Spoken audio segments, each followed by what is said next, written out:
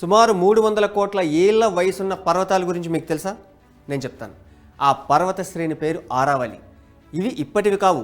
ఈ భూమిపై వందల సంవత్సరాలుగా ఏర్పడ్డ అనేక వాతావరణ మార్పులను తట్టుకొని నిలబడ్డ చరిత్ర వీటికుంది.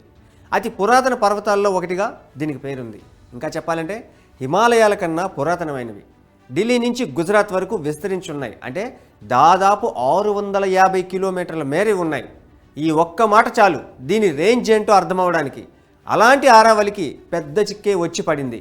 అదే పర్యావరణవేత్తల మనసు కలిచివేస్తుంది. ఎక్కడ ఈ పర్వతాలు ఉనికిని కోల్పోతాయో, ఎక్కడ ఢిల్లీ నుంచి పంజాబ్ వరకు రియల్ ఎస్టేట్ వెంచర్లుగా మారిపోతాయో, ఎక్కడ గనుల తవ్వకాల వల్ల చెడు జరుగుతుందో అని ఆందోళన చెందుతున్నారు. థార్ ఎడారి నుంచి ఢిల్లీని కాపాడుతున్న ఈ పర్వతాల ఉనికికి వచ్చిన సమస్య ఏంటి?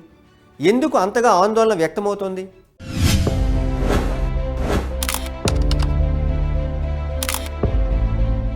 ముందుగా ఆరావళి పర్వతాల గొప్పదనం గురించి చెప్పి తర్వాత దానికి వచ్చిన సమస్య ఏమిటో చెప్తా. ఇంతకుముందు చెప్పుకున్నట్టు సుమారు 650 కిలోమీటర్ల మేర విస్తరించి ఉన్న ఈ పర్వతాలు ఉత్తర భారతానికి పెట్టని కోటలా ఉంటాయి.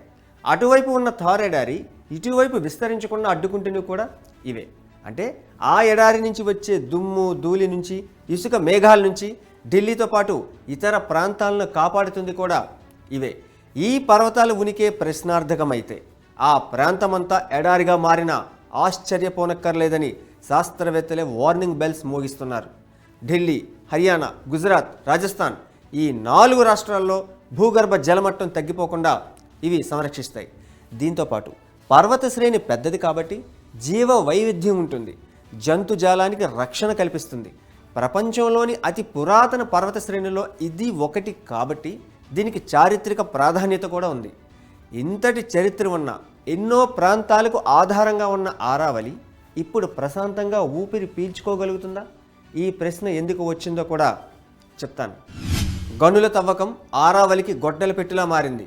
మొత్తం పర్వత శ్రేణే ముప్పు ముంగిట ఉందన్న ఆందోళన పర్యావరణవేత్తల నుంచి వ్యక్తమవుతుంది. ఈ ఆందోళనలతో ఉద్యమం కూడా చేపట్టారు. ఇది ఎప్పటి నుంచో నడుస్తుంది. అది సుప్రీంకోర్టుకు చేరింది. కేంద్ర పర్యావరణ అటవీ మంత్రిత్వ శాఖ ఆధ్వర్యంలో ఏర్పాటు చేసిన కమిటీ ఆరావళి పర్వత శ్రేణిలో కొండ అంటే ఏమిటో ఓ నిర్వచనం చెప్పింది. దీనికి సుప్రీంకోర్టు కూడా ఓకే చెప్పింది.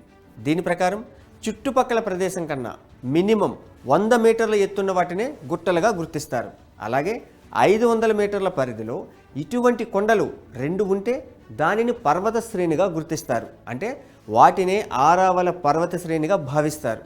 కానీ పర్యావరణవేత్తల ఆందోళన ఏంటంటే ఆరావళి పర్వతాల శ్రేణిలో సుమారు 90% మేర 100 మీటర్ల కంటే తక్కువ ఎత్తులో ఉంటాయని చెప్తున్నారు. అంటే ఆ ప్రాంతమంతా గుట్ట కిందకు రాదు. సో అక్కడ రియల్ ఎస్టేట్ వెంచర్లు, గనులు తవ్వడం వంటివి ఏవైనా చేయడానికి ఛాన్స్ ఉంటుంది. వాళ్ళు భయపడుతుంది ఈ విషయంలోనే.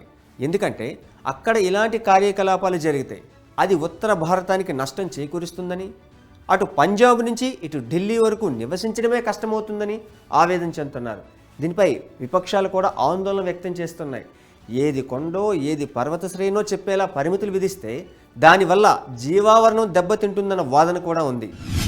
ఒకసారి ఆరావళి పర్వత శ్రేణిని పరిశీలిస్తే ఇక్కడ 100 మీటర్ల కన్నా తక్కువ ఎత్తున్న గుట్టలు చాలా ఉన్నాయి. పర్యావరణాన్ని సమతుల్యం చేయడంలో, దీనిని కాపాడడంలో ముఖ్య పాత్ర పోషిస్తున్నాయి. అంటే వర్షాలు పడ్డప్పుడు ఆ నీటిని ఒడిసి పడతాయి, దానిని భూమిలోకి ఇంకేలా చేస్తాయి. దీనివల్ల ఆ ప్రాంతంలో భూసారం పెరుగుతుంది, వృక్షజాతులు పెరుగుతాయి. అవి జంతుజాలానికి రక్షణనిస్తాయి, ఉష్ణోగ్రత పెరగకుండా చూస్తాయి. ఇక్కడ గుర్తించాల్సిన మరో పాయింట్ ఏంటంటే ఈ పనిని ఆరావళి పర్వత శ్రేణిలో ఉన్న గుట్టలు, కొండలు, లోయలు అన్నీ కలిసికట్టుగా చేస్తాయి. ఇక నీరు కొండల్లో పగుళ్ళ నుంచి చుట్టుపక్కల ప్రాంతాలకు చేరి బావుల్లో జలం ఉండేలా చేస్తుంది. ఈ పర్వతాల్లో ఊపిరి పోసుకున్న ఎన్నో అంతర్వాహినులు, సెలయేళ్ళు కొన్ని రాష్ట్రాలకు సాగునీటిని అందిస్తున్నాయి. కాలుష్యం బారి నుంచి కాపాడుతున్నాయి. 100 కోట్ల సంవత్సరాలుగా ఉనికిని చాటుకుంటున్న ఈ పర్వతాలు కాల పరీక్షకు నిలబడి అలా కాలక్రమంలో గుట్టలు, కొండలుగా కనిపిస్తున్నాయి. 100 మీటర్ల ఎత్తుపై పర్యావరణవేత్తలు ఏం చెప్తున్నారంటే తక్కువ ఎత్తున్న గుట్టలు, కొండలు వర్షపు నీరు వరదగా మారకుండా ఆపుతాయి. ఇక దుమ్ము రాకుండా ఆ ప్రాంతంలో వాతావరణాన్ని కాపాడతాయి. వర్షాభావ పరిస్థితులు వచ్చినప్పుడు నీటి కొరత తలెత్తుతుంది. ఇలా రాకుండా ఉండాలంటే ఇలాంటి గుట్టలు కొండలు చాలా ముఖ్యం అంటున్నారు. అందుకే సేవ్ ఆరావళి అంటున్నారు. ఇక రాజస్థాన్లో విస్తరించి ఉన్న ఆరావళి పర్వత శ్రేణుల్లో సుమారు 1000 గనుల్లో తవ్వకాలు జరుగుతున్నట్టు సమాచారం ఉంది.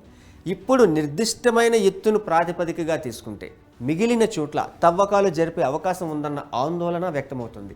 దీనివల్ల ప్రకృతి పరంగా తేడా వస్తే అది ఢిల్లీతో పాటు చుట్టుపక్కల ప్రాంతం పైన భారీ ప్రభావం చూపిస్తుందని పర్యావరణవేత్తలు హెచ్చరిస్తున్నారు. ఆరావళిలో జీవం పోసుకున్న సబర్మతి గుజరాత్ మీదుగా తన ఉనికిని చాటుకుంటుంది.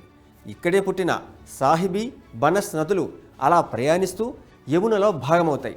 ఒకవేళ నిబంధనలను సడలిస్తే వీటి ఉనికే ప్రశ్నార్థకమవుతుందని పర్యావరణవేత్తలు ఆందోళన చెందుతున్నారు. ఆరావళిపై కొన్ని దశాబ్దాలుగా రగడ జరుగుతూనే ఉంది. కాకపోతే ఆరావళిలో 0.19% ఏరియాలో మాత్రమే మైనింగ్కు అనుమతించామని కేంద్రం చెప్తోంది. అంటే 90% మేర పర్వత శ్రేణిని రక్షిస్తున్నామని అంటోంది. సేవ్ ఆరావళి పేరుతో ఆందోళన వ్యక్తమవుతున్న నేపథ్యంలో కేంద్రం చాలా కీలకమైన ఆదేశాలను జారీ చేసింది. కొత్త మైనింగ్ లీజులు ఇవ్వద్దని ఆయా రాష్ట్రాలను ఆదేశించింది. ఆరావళి ప్రాంతాల్లో తవ్వకాలను ప్రకృతికి సమస్యలు లేకుండా చేపట్టేలా శాస్త్రీయపరమైన ప్లాన్ని రెడీ చేయాలని సంబంధిత శాఖలను ఆదేశించింది. నిజానికి భూమి వినియోగానికి సంబంధించి రూల్స్ను తయారు చేయడానికి శాస్త్రీయ మ్యాపింగ్ను ప్రభుత్వం చేస్తుంది. దీనికి డిజిటల్ నమూనాలు, కాంటూర్ సర్వేల వంటివి ఉపయోగిస్తారు. ఇలాంటి మ్యాపింగ్ వల్ల ఏ ప్రాంతాలను కాపాడుకోవాలో క్లారిటీ వస్తుంది. అప్పుడు ఆ ప్రాంతంలో గనులను తవ్వకుండా అడ్డుకోవడానికి అవకాశం ఉంటుందని చెప్తుంది. ఏదేమైనా అటు పర్యావరణానికి ఇటు జీవావరణానికి మేలు చేస్తూ 100 కోట్ల సంవత్సరాలుగా ఉనికిని చాటుకుంటూ ఉత్తర భారతానికి ఆధారంగా రక్షణ కవచంగా ఉన్న ఆరావళి విషయంలో ప్రభుత్వం తీసుకునే నిర్ణయం ప్రస్తుత భవిష్యత్ తరాలకు ఉపయోగపడేలా ఉండాలని కోరుతున్నారు.